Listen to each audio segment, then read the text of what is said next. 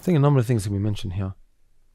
One of them is hating the which you left. አንድ ግለሰብ ትቶት ከወጣ ወይንም ሊተወው ካለው የጃሂልያ ህይወት ውስጥ ተመልሶ እንዳይወድቅ እንዴት ራሱን መጠበቅ ይችላል? እዚህ ጋር በርካታ ነጥቦችን ማንሳት ይቻላል። አንደኛው ነጥብ የተውከውን ነገር መጥላት ነው። በውስጡ የነበረውን ክፋትና ቆሻሻ ማየት። ሱብሃንአላህ እኔ ማነጋገራቸው በርካታ ወደ ኢስላም የተመለሱ ሰዎች የነበሩበትን ሁኔታ ይዘፈቁበት የነበረውን ቆሻሻና ክፋት ወደ ኋላ ሲያስቡት በጣም ይጸየፉ።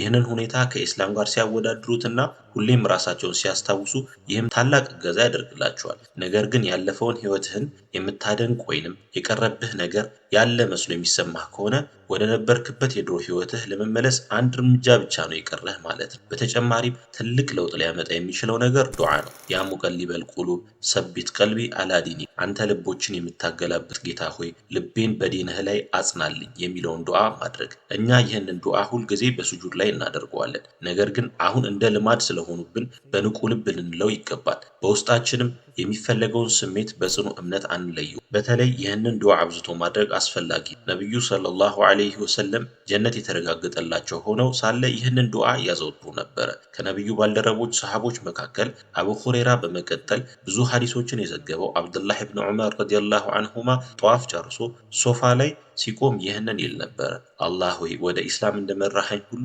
ኢስላምን ከእኔ እንዳትነጥ ሙስሊም ሆኜ እንድሞት እንድታደርገኝ እለምንሃለሁ። ይህ ወደ እስልምና ለገቡ ሰዎች ብቻ ሳይሆን ለማንኛውም ሙስሊም የሚያስፈልግ ዱዓ ነው። አንዳንድ ጊዜ ወደ እስልምና የገቡ ሰዎች ሊመለሱ ይችላሉ ብለን እናስባለን። ነገር ግን በተለይ በዚህ ዘመን ሙስሊሙ ራሱ የተለያዩ አስተሳሰቦች ርዕዮተ ዓለማዊ ጦርነት ተጋላጭ ነው። ይህ ትልቅ ችግር ዛሬ አንዲት ሴት የሙስሊም እህት ልብስ ወይንም ሂጃብ ለብሳ ነገር ግን የተቀበለቻቸውን በሰረጹባት የፌሚኒስቶች አስተሳሰብ ምክንያት የኩፍርን ንግግሮች ስትናገርና ከኩፍር ጋር ስትላፋ ትታያለች። ሱብሃንአላህ ነገሩ ከዚያም የለጠቀ በዩኒቨርሲቲ ውስጥ የሚጋለጡባቸው መጥፎ ነገሮች ተጽዕኖ እጅ በመስጠት የምታደርገው ነገር ከኢስላም ጋር እንደሚጋጭ ሳታውቅ ትቀራለች። ስለዚህ ሁልጊዜ አላህን ሱብሃነሁ ወተዓላ መጠየቅ ያስፈልጋል። ቀደም ብለን እንደጠቀስነው በድብቅ የሚሰሩ መልካም ስራዎችን ማብዛት አንዱ መፍትሄ። ለምሳሌ በድብቅ ጸያፍ ምስሎችን የመመልከት ወንጀል ውስጥ ከወደቅ ያንን በሌላ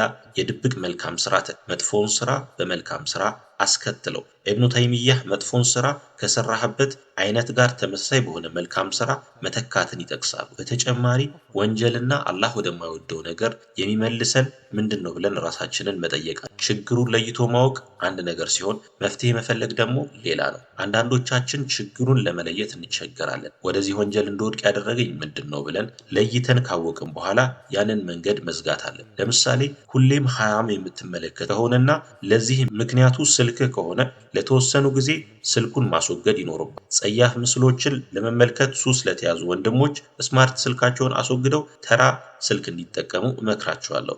አንድን አዲስ ልማድ ለማዳበር ወይንም መጥፎ ልማድን ለማስወገድ ከ20 እስከ 30 ቀናት ያስፈልጋል ይባላል። ችግሩን ለይቶ ካወቀ በኋላ መቋረጥ አለበት። ነብዩ ሱለይማን ዐለይሂ ሰላም ያደረጉት ይሄን አላህ በቁርአን እንደገለጸው ከሰላት ያዘናጉትን ምርጥ ፈረሶቹን ምን እንዳደረጋችሁ ታውቃላችሁ? ሁሉንም አስወገዳቸው። እዚህ ያለ ማንም ሰው መኪናው ከሰላት ካዘናጋው ለሐራጅ ያወጣዋል ብዬ አላስብም። እኔ እንድታደርጉት እየነገርኳችሁ አይደለም። ነገር ግን እሱ ያደረገው ይሄንን ችግሩ ምን እንደሆነ ለየ። ከአላህ የሚያዘናጋውን ነገር አወቀና አቆመው። እኛም ወደ ሐራም የሚመልሰን ነገር ምን እንደሆነ ዘወትር ማስተዋል አለብን። አንዱ ሐራም ወደ ሌላው ሐራም ይመራል። ኢብኑል ቀይም እንዳሉት ወንጀል ወደ ክህደት ወይንም ኩፍር የሚመራ የመጀመሪያዋ ፍንጣቂ ናት። ስለዚህ ብዕርና ወረቀት ይዘህ ወደዚህ ወንጀል የወደኩበት ምክንያት ምንድነው? ስለዚህ ይህንን ከህይወቴ ማስወገድ አለብኝ ብለህ መወሰን አለብህ። እዚህ ጋር ትልቅ ትምህርት የወሰድኩበትን ነጥብ አሁን ላይ ብዙም የማናደርገው ነገር ግን ትኩረት ሊሰጠው የሚገባ ራስን መገምገም ወይንም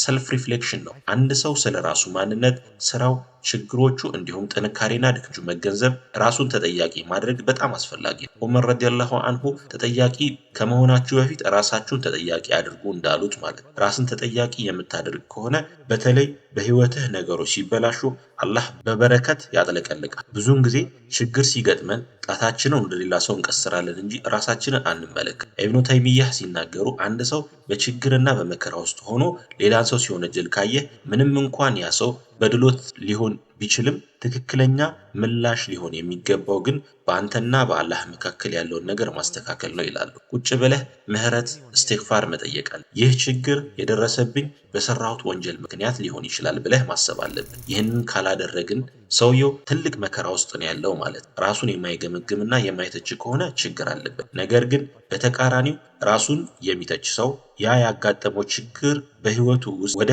በረከትነት ይለወጣል። Self-critical, it ends up becoming a ni'mah, a blessing in his